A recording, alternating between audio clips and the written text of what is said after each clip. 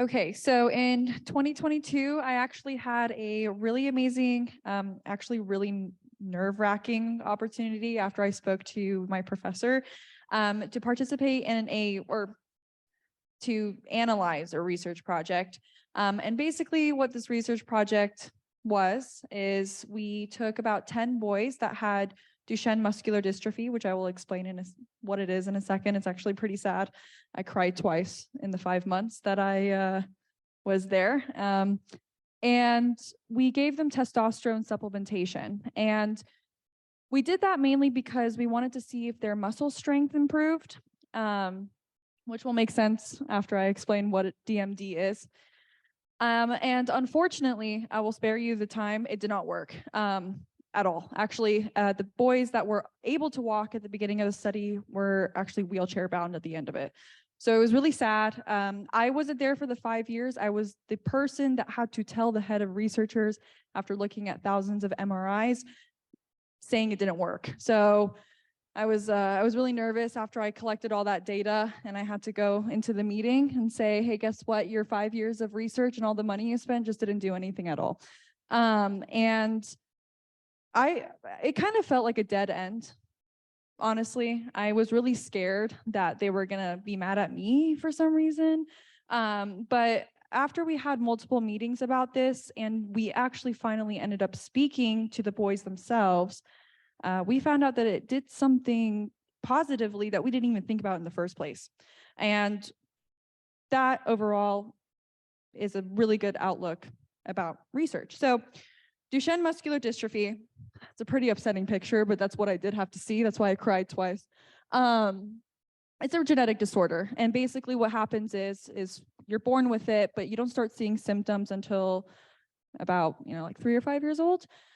So what it does is your healthy muscle that you use to move, it is replaced with fat and damaged muscle over time. So time is really the only factor that causes this disease to get worse. So we can see a lot of difficulty walking, difficulty eating and drinking because your esophagus and the muscles around it are replaced with fat and damaged muscle. We see them starting to fall a lot around the age of 8. They get scoliosis. So if you can see in the 15 years picture, he's pretty deformed, like his spine.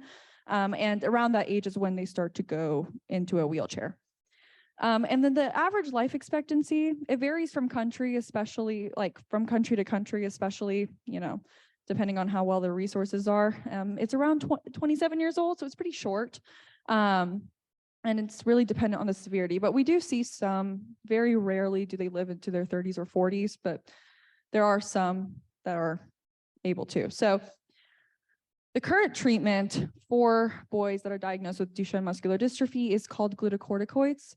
And it is an injection they get regularly throughout their lifetime, and it helps to stabilize the muscle and improve their heart and lung function, which is important because the reason that they actually end up dying at the age of around 27 is because their lungs and their hearts, which are muscles, fail. And it also delays the need for a wheelchair. So boys who are not on glucocorticoids usually end up in a wheelchair around 10, and the ones that are on them usually go around 15 and 16 years old. So it's a really amazing drug. However, there's a negative side effect. Those boys can't produce testosterone. I don't know if anyone remembers, like in high school or middle school when boys were going through puberty, like they were like growing like taller and their voices were deeper and they're like really angry and like sweaty, so it's kind of unpleasant to look at, but overall, it's a really critical point in teenagers' life, especially boys.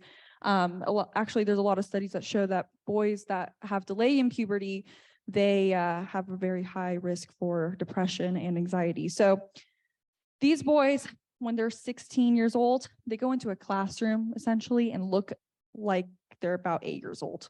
So there's a lot of depression that goes into that. These are the MRI scans of the arms. I looked at 1,000 of these. So I was sitting there and I was drawing an outline of each one to see how much fat and damaged muscle came into or progressed into their arms. So this was the 5 years. Their MRIs from the 1 year mark were a lot better than this. They progressed pretty badly, actually. So what we hoped for, like I said earlier, was that the testosterone supplementation over 5 years will stop the fat in the damaged muscle from growing, or, you know, even reverse the damage. So we were really hoping for that. And I can't stress this enough. It did not work at all.